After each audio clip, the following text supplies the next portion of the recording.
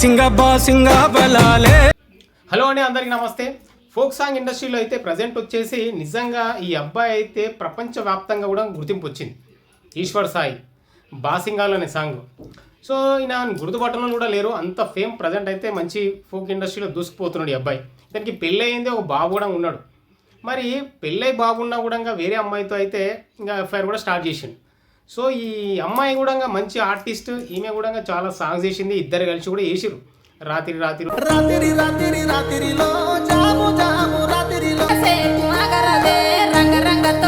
Something చాలా ఉన్నాయి songs. మరి వీళ్ళిద్దరూ ఇంకా నిన్న నైట్ అనుకుంటా, ఇప్పుడైతే ప్రజెంట్ ఆ వీడియో బయటకు వచ్చింది, వైరల్ అయిపోయింది సోషల్ మీడియాలో. వీళ్ళిద్దరూ కలిసి ఉన్న టైంలో ఇలా భార్య బంధువులతో వచ్చేసి డోర్ బద్దలు కొట్టి మరి వీడియో అయితే తీసారు.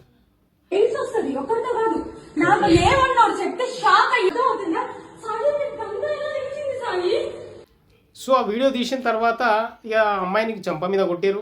ఈ అబ్బాయి అక్కడనే ఉన్నాడు, సైలెంట్, ఏం మాట్లాడతలేడు, డ్రెస్ వేసుకొని అక్కడి నుంచి వెళ్ళిపోయాడు. నిజంగా చూడండి, ఇక్కడ అమ్మాయినే తప్పి పడుతున్నారు ఎంతసేపు. చాలామంది వీడియోలు కూడా వేస్తున్నారు, ఈ అమ్మాయిదే తప్పు, పెళ్ళైన అబ్బాయిని పట్టుకుంటావా, నీకు సిగ్గు లేదా అని చెప్పేసి తిడుతున్నారు. నేను ఒకటే చెప్పాలనుకుంటున్నాను నిజంగా, ఎందుకంటే ఇక్కడ అమ్మాయిది ఎంత తప్పు ఉందో అబ్బాయిది కూడా అంతే తప్పు ఉంది. సో ఆ అమ్మాయి నన్ను అంటే మరి భార్యకి చెప్పిండేమో మరి ఆ అమ్మాయి నన్ను అట్లా వేసింది అని గిట్ట. కానీ నిజంగా అబ్బాయిలు తప్పించుకోవడానికి ఏదో ఒక ప్లాన్ చేస్తారన్నట్టు భార్య అట్లా వచ్చినప్పుడు.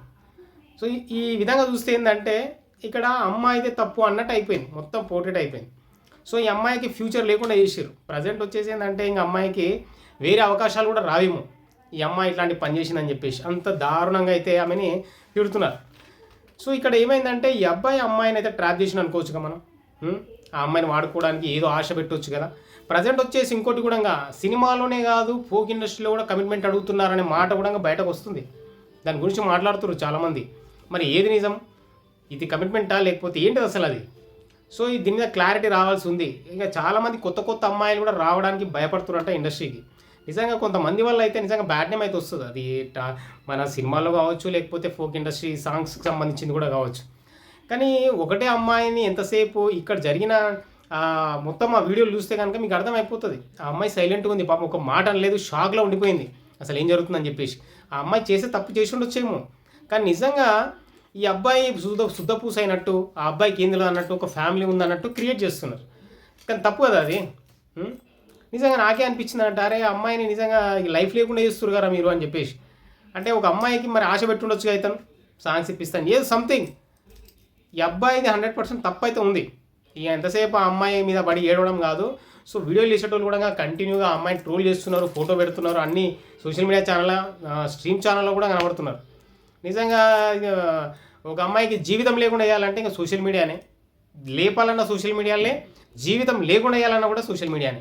నిజంగా వాహ్ అనిపించింది అన్నట్టు నాకు. సో నేను ఇంకా దీని మీద రియాక్ట్ కావద్దు అనుకున్నా, కానీ సరే ఒకసారి మాట్లాడదాం అని చెప్పేసి అయితే నేను మాట్లాడుతున్నాను. ఆ అమ్మాయి ఫొటోస్ కానీ, ఆ అమ్మాయికి సంబంధించిన కానీ మరీ ఎక్కువ వేయకండి భయ. స్టేటస్లో కూడా పెడుతున్నారు. అసలు నిజంగా స్టేటస్లో కూడా పెట్టడం అవసరమా? వాళ్ళ దగ్గర దొరికిరు వీళ్ళు అని కింద కామెంట్లు అన్నట్టు అమ్మాయి గురించి గలీజ్గా. చూడండి నిజంగా తెలుసో తెలియక ఏదో ఒక తప్పు చేసి ఉండొచ్చు, కానీ దాన్ని బజార్లో పెట్టడం అనేది ఎంతవరకు కరెక్ట్? ఒక అమ్మాయికి జీవితం లేకుండా వేయడం అనేది ఎంతవరకు కరెక్ట్? ఇప్పుడు ఈ హస్బెండ్ అనే వ్యక్తి ఉన్నాడు కదా, భార్యకి అంత భయపడ్డాడు అయితే ఎందుకు పోవాలి మరి? ఎందుకు పోవాలి? ఎందుకు అట్లా ఆ అమ్మాయితో కలిసి ఉండాలి? జాగ్రత్తగా ఉండాలి కదా. ఈ అమ్మాయి అతన్ని కంట్రోల్లో పెట్టుకోవాలి కదా, పెట్టుకోలే, వదిలేసింది. డౌట్ వచ్చిందంట, అసిస్టెంట్ వల్ల అయితే ఇన్ఫర్మేషన్ లీక్ అయిందంట. సో రెడ్ హ్యాండెడ్గా అయితే పట్టుకున్నది. కానీ అక్కడ నిజంగా అమ్మాయి అయితే పాపం ఒక్క మాట లేకపోయింది. అక్కడ ఇంకేమేమి కొట్టిర్రేమో. నిజంగా అది చూసిన తర్వాత అనిపించింది, ఎవరైనా సరే అమ్మాయిలు పాపం వాళ్ళు ఏంటంటే కొంచెం సెన్సిటివ్ ఉంటారు.